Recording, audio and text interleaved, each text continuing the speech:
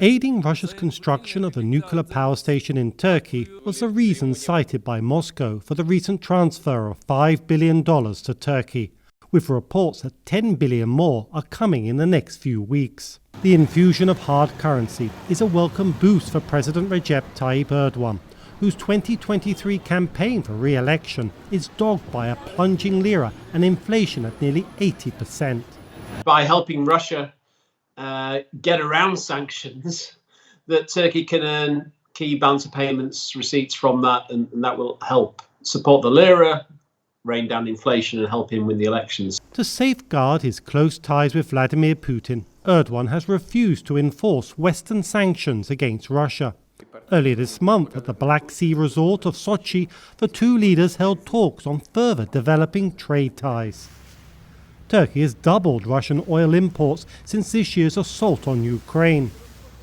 Russian oligarchs continue to moor their super yachts in Turkish marinas, knowing that Turkish authorities won't attempt to seize them. Analysts say Erdogan has become a valuable Putin ally.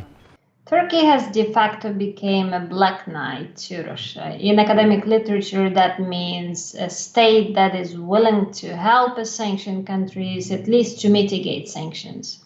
And this is where Russia sees Turkey in that light, that it can come handy in terms of developing its economic ties against the background of Western companies fleeing the country.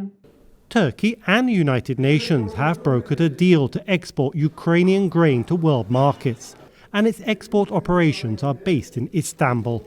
Erdogan claims credit for the deal, saying it was only possible because of his close ties with Putin. But analysts warn that Putin may seek to leverage Erdogan's relationship and growing dependency on Russia to circumvent Western technology sanctions, putting Ankara on a collision course with its allies. To me, the Gamebreaker is high technology. If I understand it correctly, both in civilian area and in military area, Russia is denied high technology that is really hitting their supply lines. And if Turkish companies are used to import proscribed, I suppose that's the word, proscribed items to re-export to Russia, that will blow the game open and Turkey will be sanctioned.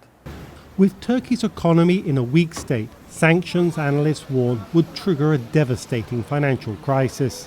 At the same time, analysts say Erdogan is placing his bets on Russia in the hope that Russian trade and support will revitalize his nation's economy ahead of next year's elections.